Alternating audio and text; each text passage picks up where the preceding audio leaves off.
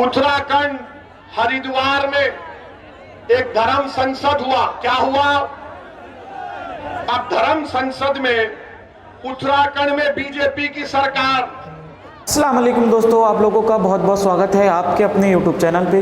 दोस्तों, ये बात आप सभी जानते हैं कि पिछले कुछ दिनों से मुसलमानों के खिलाफ हिंदुस्तान में भड़काऊ भाषण दिए जा रहे हैं। मुसलमानों के खिलाफ हिंदुओं को भड़काया जा रहा है और मुसलमानों के खिलाफ हिंदुओं को लड़ने के लिए तैयार किया जा रहा है। दोस्तों, बीजेपी के कुछ लोग और बजरंग दल के कुछ लोग मुसलमानों के खिलाफ हिंदुओं को भड़का रहे हैं और मुसलमानों के खिलाफ हिंदुओं के दिलों में जहर बोल रहे हैं। दोस्तों, जब से वसीम रिजवी हिंदू धर्म को एक्सेप्ट किया है, ये बात और बढ़ चुकी है कि मुसलमानों के खिलाफ हिंदुओं को भड़काया जाए और मुसलमानों के खिलाफ हिंदुओं को लड़ाया जाए।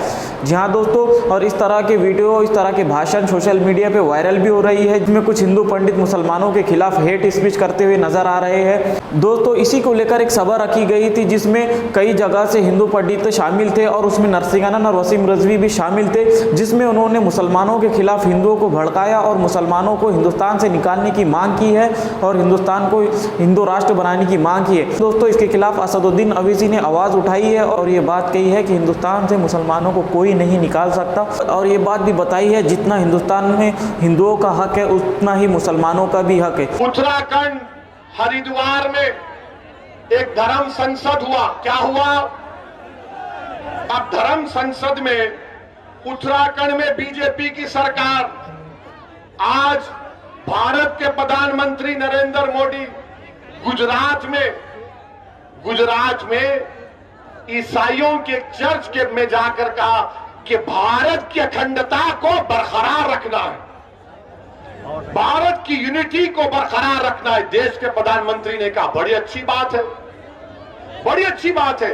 मगर हम देश के प्रधानमंत्री से पूछना चाह रहे हैं कि उत्तराखंड में आपकी सरकार है और उस सरकार में वहां पर एक धर्म संसद हुआ जिसमें उसका नाम क्या रखा गया?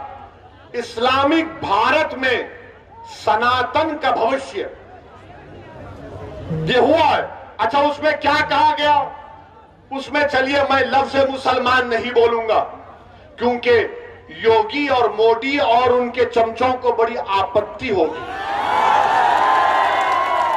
मैं ये कहूंगा कि उन्होंने असदुद्दीन अवैसी के बारे में ये कहा, एक महाशय ने कहा कि काश मैं एमपी होता तो मनमोहन सिंह को गोलियां मार देता।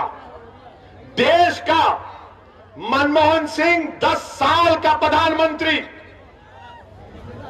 अगर मैं